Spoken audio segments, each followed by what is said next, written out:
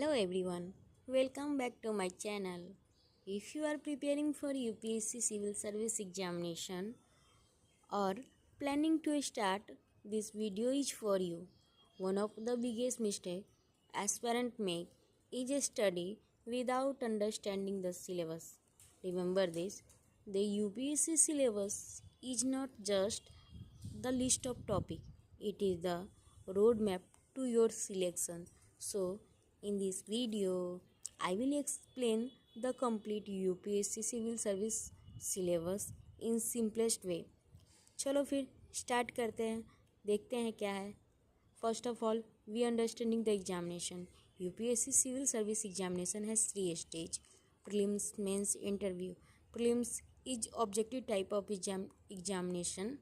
They it is be called simple way screening test. Mains is descriptive answer writing, and last stage is interview. It is the assessment of your personality, judgment, communication skill, and overall suitable for public service. So let's understand each stage in detail. Okay, अब हम सारे को समझेंगे, तो इसके लिए हम देखिए, मैं आपको बता रही हूँ कि ये है यूपीएससी की वेबसाइट से मैंने इसे डाउनलोड किया है. So I will explain everything in this video from UPSC website, not random. So prelims के लिए क्या क्या है, क्या क्या आता है, वो देखते हैं. फर्स्ट ऑफ ऑल, प्रीलिम्स दो पेपर होती है प्रीलिम्स की. एक जो कि पेपर 1 2 घंटे की, 200 marks, 100 question, each question containing 2 marks, and there is negative marking of 0.66. Okay, and then second paper which is CSET paper. This paper is also containing 2 marks, but there is 80 question and each question containing 2.5 marks, and there is negative marking of 0.83. So understand what is the syllabus in prelims. So general studies, paper 1 को हम general studies paper कहते हैं. इसमें क्या क्या आते हैं वो देखते हैं. पहले तो हमें करेंट इवेंट से जुड़ना है. करेंट इवेंट से जुड़ने के लिए वो भी नेशनल एंड इंटरनेशनल, यानी हमारी कंट्री में क्या हो रहा है एंड वर्ल्ड में क्या हो रहा है, हमें सारे करने हैं. इसके लिए हमें सबसे पहले और रोज़ पर डे विदाउट कोई भी हमें ऐसा कोई बहाना बनाए, रोज़ हमें द हिंदू, इंडियन एक्सप्रेस, जो भी आपको सूटेबल हो वो न्यूज़पेपर पढ़िए, उससे नोट्स बनाइए, टॉपिक इम्पोर्टेंट टॉपिक्स पढ़िए और उसके बाद नोट्स कीजिए. और फिर सेकंड आता है, गवर्नमेंट की अलग अलग वेबसाइट होती है, जैसे PIB, Press Information Bureau, AIR, All India Radio. इन सब को भी, यहाँ से भी आप ये करंट अफेयर्स के लिए टॉपिक्स ले सकते हैं. सो आप इसे फॉलो कीजिए. फिर आता है अपना सेकंड, ये है history of India and Indian national movement. Prelims में हिस्ट्री के लिए ऐसा है कि आप एंशिएंट पढ़ लीजिए, मेडिवल पढ़ लीजिए, मॉडर्न इंडिया पढ़ लीजिए, और उसके बाद आप क्या कर सकते हैं, इतना पढ़िए. और आर्ट एंड कल्चर आपको पढ़ना है. मोस्ट ऑफ द हर साल कम से कम अप्रॉक्स 10 क्वेश्चन 15 क्वेश्चन तो आ ही जाते हैं. इस साल 20 क्वेश्चन करीब आए हैं, तो आपको ध्यान तो देना पड़ेगा. एंशिएंट और मॉडर्न से ज़्यादा क्वेश्चन आते हैं, तो आप इस पर ज़्यादा ध्यान दीजिए प्रीलिम्स के लिए. फिर आता है अपना इंडियन एंड वर्ल्ड जियोग्राफी. उसमें आपको कहाँ से physical, social, economic, geography of India and world सबका पढ़ना है. ओके. फिर आता है Indian polity and governance, constitution, political system, panchayat Raj, public policy, right issue, ये सब हमें पढ़ने हैं. फिर आता है हमारा इसमें इकोनॉमिक्स. फिर इकोनॉमिक्स में क्या क्या क्या पढ़ने हैं, social development, sustainable development, poverty, inclusion, demographics, social sector initiatives क्या है, ये सब हमें पढ़ने हैं। उसके बाद नॉर्मली हम इन्वायरमेंट एंड इकोलॉजी का पढ़ना है। फिर हमें जनरल साइंस यानी कि हमें साइंस पढ़ना है। तो ये हमारा पेपर 1 का सिलेबस हो गया कि हमें इतना पढ़ना है। अब मैं इसके लिए आपको हिस्ट्री के लिए बता ही दिया है कि एंशिएंट, मेडिवल, मॉडर्न करना है और ये सब करना है। फिर पॉलिटी के लिए लक्ष्मीकांत और करंट अफेयर्स, डेली न्यूज़ पढ़िए, हो जाएगा।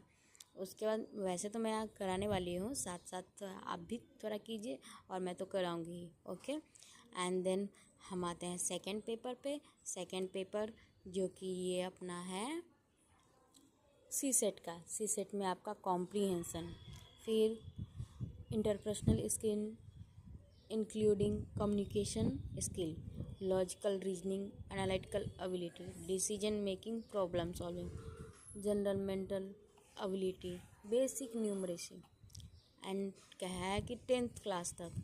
फिर लैंग्वेज कॉम्प्रीहेंशन स्किल, ये सब बोला है 10वीं तक हमें करना सब है। सो हम इसमें सबसे पहले इसके लिए सी सेट के लिए हमारी रीडिंग कॉम्प्रीहेंशन बहुत अच्छी होनी चाहिए। इसीलिए इसके लिए हमें रोज़ आपको क्या करना पड़ेगा, द हिंदू पेपर में एडिटोरियल सेक्शन आता है, उसको पर दिन रीड करना पड़ेगा। रीड कीजिए एडिटोरियल सेक्शन को और अपने इंग्लिश को सुधारिए जिससे, और पर डे कुछ PYQ सॉल्व कीजिए। सी सेट पास करने के लिए आपको तो ये करना, कॉम्प्रीहेंशन में हर साल कम से कम 22 क्वेश्चन तो आते ही हैं कम से कम। इसलिए आपको कॉम्प्रीहेंशन के लिए एडिटोरियल सेशन रोज़ पढ़ना है विदाउट फॉरगेट। ओके, सो ये तो अपना हो गया प्री के लिए। चलिए अब हम मेंस के लिए समझ लेते हैं। मेंस के लिए क्या होता है। मेंस के लिए हम देखते हैं, मेंस कंसिस्टिंग टोटल 9 पेपर में 2 क्वालिफाइंग पेपर होते हैं। ओके, 2 पेपर क्वालिफाइंग होते हैं जिसमें एक इंडियन लैंग्वेज और दूसरा इंग्लिश कंपलसरी है। मगर इंडियन लैंग्वेज में जितने अपने कॉन्स्टिट्यूशन में लैंग्वेज है ना, जैसे टोटल 22 लैंग्वेज अपने कॉन्स्टिट्यूशन में हैं, तो उन 22 लैंग्वेज में आएगा तो आप वो सिलेक्ट कर लीजिए। आप जो लैंग्वेज आपको सही लगता है वो आप सिलेक्ट कर लेंगे। फिर उसके बाद ऐसे होता है, 2 ऐसे आती है। हाँ, 2 ऐसे पेपर 1 होता है जो कि ऐसे का, उसमें कोई भी टॉपिक होते हैं वो आप दो आएंगे, उसमें से आपको सिलेक्ट करना है। आप लिखेंगे, दोनों पे लिखने हैं। इंग्लिश ऐसा तो देखिए इसमें बोला है English comprehension and English precis will be test, English language comprehension and skills test under 10th level. आपको पेपर 1 के लिए ऐसे है। एंड सेकेंड पेपर आपका आता है जो कि जीएस पेपर 1 है, वो है इसमें Indian heritage, culture, history, geography of the world and society, ये आते हैं। सो इसमें अपना एक तो समझ लीजिए कि Indian heritage and culture history, तो इसमें हमारा art and culture, ancient, medieval, modern, world history, post independence सब आ गया। फिर geography, physical geography, human geography, सारे इंडियन जियोग्राफी सब आ गए। फिर सोसाइटी करनी है, जो रोज़मर्रा हमारी सोसाइटी में होती है वो पर डे हमें करनी है। तो इसको मैं आपको एक्सप्लेन करती हूँ। Indian culture will cover the silent aspects of art forms, literature, architecture from the ancient modern times, ये। और फिर आपका modern Indian history about middle of 18th century until the present, जो भी हो रहा है सारे पर्सनैलिटी इवेंट्स इन सब के बारे में करना है। Freedom struggle, very important, contributor क्या है, different part of the country में क्या क्या हुआ था। पोस्ट इंडिपेंडेंस करना है, कंसोलिडेशन एंड रीऑर्गेनाइजेशन कैसे हुआ कंट्री का, वो सब पढ़ना है। उसके बाद अपना आता है history of the world from the event of 18th century, industrial revolution, world war, फिर national boundaries, colonisation, decolonisation, political philosophies, communalism, capitalism, socialism और उसका इफ़ेक्ट सोसाइटी पे क्या हुआ, ये सब हमें पढ़ने हैं। फिर salient feature of Indian society, diversity of India, ये अपना सोसाइटी का है। इतना शॉर्ट में दे दिया, हमें सारे करने हैं, हम करेंगे। फिर role of womens and womens organisation, फिर पॉपुलेशन एंड एसोसिएटेड इशू जैसे कि poverty, development issue, urbanisation, problems and their remedy, यानी प्रॉब्लम्स क्या है और उसको हम कैसे, रेमेडी उपचार, यानी क्या क्या हम उसमें सुधार कर सकते हैं कि वो ख़त्म कर जा सके। वैसे तो होते तो नहीं है, बट हम अब बोलते हैं ना, कंक्लूजन तो दे सकते हैं, प्रॉब्लम सॉल्विंग है तो आइडियाज़ तो हम दे सकते हैं। तो फिर उसके बाद effect of globalisation on Indian society, कैसे हुआ ग्लोबलाइजेशन का इफ़ेक्ट इंडियन सोसाइटी पे कैसे हुआ, वो हमें बताना है। एक्चुअली में इंडियन सोसाइटी में जो भी अभी हो रहा है सब तो इफ़ेक्ट मोस्टली ग्लोबलाइजेशन का ही है। आप देख लीजिए ना, फैमिली, हाँ, न्यूक्लियर हो रही है because of globalisation, family joint भी हो रही है बिकॉज ऑफ ग्लोबलाइजेशन। अब कैसे, वो मैं आपको आगे जब सोशल स्टडी सोसाइटी पढ़ाऊँगी तो बताऊँगी। हर एक चीज़, मैरिज है उसका ग्लोबलाइजेशन की वजह से इफ़ेक्ट हुआ है कि कोई करना नहीं चाहता है। फिर आप बहुत सारे टॉपिक हैं जो कि कास्ट सिस्टम पहले कैसे थे, अब कैसे हैं, सब हम पढ़ेंगे ये सोसाइटी में आगे। ओके, फिर social empowerment, communalism, regionalism, secularism, ये भी हमारे सोसाइटी के टॉपिक है, हम पढ़ेंगे। फिर salient feature of world physical geography, distribution of की natural resource across world including South Asia, Indian subcontinent, factor responsible for primary, secondary, tertiary industries in the various part of the world including India. फिर important geophysical phenomena such as earthquake, tsunami, volcano activity, cyclone, geographical feature and their location, critical geographical feature including water bodies, ice cap and flora fauna and effect of such change. Okay, so ये तो हमारा paper 2 यानी general studies paper 1 के बारे में हो गया। आप क्या समझे इसमें से कि टोटल कितने सब्जेक्ट इसमें आए अपना, 4, I think 3। Art and culture हम इसी में इंक्लूड कर लेंगे, हिस्ट्री में, कि Indian heritage, art and culture, history and geography and फिर सोसाइटी, ये 3 और 4 जो भी समझे, ये 4 सब्जेक्ट है हमें करना है। History, art and culture, geography and society. So ये तो हो गया अपना। अब आता है पेपर 2। पेपर 2 में आपको मैं बताती हूँ पेपर 2 में कौन कौन से सब्जेक्ट्स आते हैं। Governance, constitution, polity, social justice, IR international relation. Okay, Indian constitution, historical underpinning, evolution, feature, amendment, significant, basic structure, function, responsibility of union and state, issue and challenges.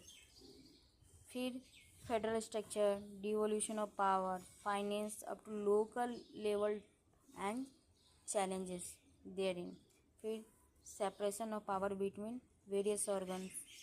Okay, फिर आया अपना Indian constitutional schemes और उसके बाद अपने country पे वो effect क्या पड़ी।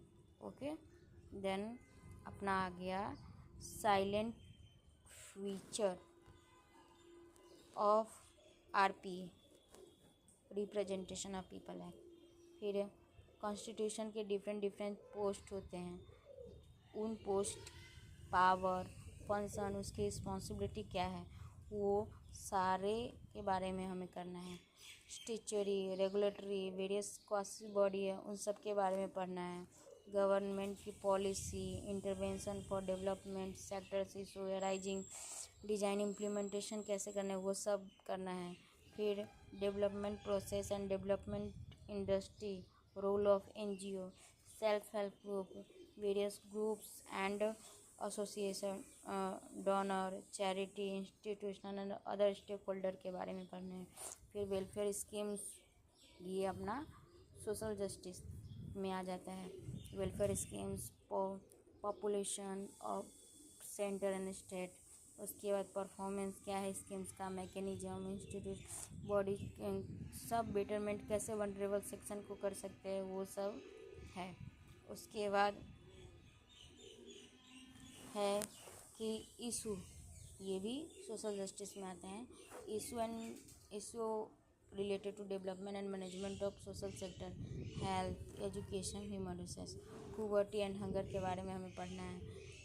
उसके बाद हमें गवर्नेंस आती है। गवर्नेंस में हमें क्या पढ़ना है, गवर्नेंस में transparency, accountability, e governance, application, success, limitation, potential, characters, citizen charter, transparency, accountability, institution and other measures, role of civil service in democracy, जो आप पढ़ना चाह रहे हैं, करना चाह रहे हैं सिविल सर्विस, उसका क्या है।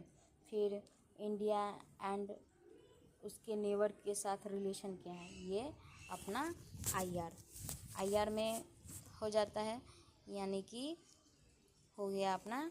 फिर bilateral relation, regional and global grouping agreement involves, जैसे कि ब्रिक्स है, बहुत सारी जो भी ग्लोबल ग्रुपिंग है उनके बारे में, उनके एग्रीमेंट के बारे में, इंडिया पे क्या इफेक्ट पड़ रहा है, कैसे इंटरेस्ट इंडिया के इंटरेस्ट में है, वो पढ़ना है। फिर effect of policies and politics of developed and developing country on India and Indian diaspora, जो कि डिफरेंट पॉलिसी है डेवलप्ड और डेवलपिंग कंट्री को, वो इंडिया के इंटरेस्ट में कैसे है और इंडियन डायस्पोरा पे उसके कैसे इफेक्ट पड़ रहे हैं, वो हमें पढ़ना है। ठीक है। फिर आता है अपना GS3 में है कि कौन कौन से सब्जेक्ट, वो देख लेते पहले। Science and technology, economic development, biodiversity, environment, security and disaster management. So total आप समझ लीजिए ना, साइंस एंड टेक ले लीजिए, इन्वायरमेंट ले लीजिए, फिर उसके बाद इंटरनल सिक्योरिटी लीजिए एंड डिजास्टर मैनेजमेंट। ये हो गया अपना GS3 का, जिसमें टोटल 4 सब्जेक्ट हो गए अपने। तो Indian economics and issue related to planning, mobilisation of resource, growth and development and employment, inclusive growth and issue arising from it, government budget, major crops and cropping pattern of various different type of irrigation system, storage, transport, marketing of agriculture produce and issue related to constraint, e-technology nets, issue related to direct and indirect farm subsidies, minimum support price, destructive issue related to objective function limitation, remapping issue, buffering from stocks and technology, mission, economics and animal rearing, ये सारे आगे most agriculture sectors बीच में आता है, तो ये उधर का फूड।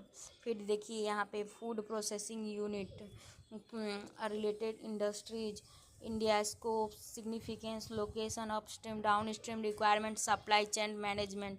फिर लैंड रिफॉर्म्स इन इंडिया पढ़ने हैं, effect of liberalisation in economy and industrial policy and their effect of growth, infrastructure, energy, ports, road map, road, airport, railway, ये सब करना है।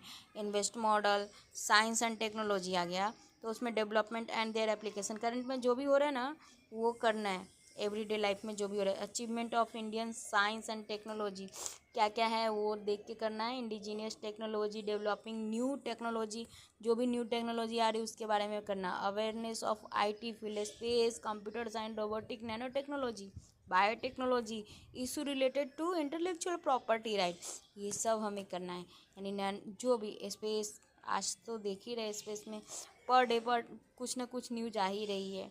नैनो टेक्नोलॉजी में, बायोटेक्नोलॉजी में, इन सब के बारे में करना है। Conservation, environment pollution, degradation, environment impact assessment, disaster management, फिर linkage between development and spread of extremism, ये अपना इंटरनल सिक्योरिटी। फिर role of external state, role of state and non state actor. फिर चैलेंजेस, उसके बाद security challenges, management in border area, फिर various security force agency and their mandate. ये तो अपना GS3 हो गया। चलिए GS4 एथिक्स। एथिक्स एकदम सिंपल है, आप जैसा समझ लेंगे वैसे सिंपल ही है कि एथिक्स में आपको मोस्टली क्या है दिया गया है उतना ही पढ़ना है, सारे चीज़ डिफाइन है एथिक्स में। एथिक्स, इंटेग्रिटी एंड एप्टीट्यूड, इतना करना है। जो कीवर्ड है आप उसको पढ़िए, उसका डेफिनेशन लिखिए, सब कुछ एक्सप्लेन कीजिए, सब हो जाएगा। ठीक है। एटीट्यूड, फिर एप्टीट्यूड, ये सब करने हैं। मैं आप बोलेंगे तो मैं ये जो PDF है वो मैं आपको दे दूँगी, बट ये सब हो गए अपना टोटल GS सारे। प्री मेंस का तो बता दिया, और इंटरव्यू का तो आपको मैंने बोला ही है कि वो एक असेसमेंट होता है। We understand everything, now we know complete structure of UPSC civil service examination. From today onward, don't study randomly, study according to the syllabus, connect every current affairs with syllabus and revise consistently. In this channel, I will cover every subject of UPSC syllabus with detailed explanation, PYQ analysis, strategy, revision note and answer writing भी हम देखेंगे बाद में। Okay, so if you are found this video helpful, please like, share and subscribe to support this channel.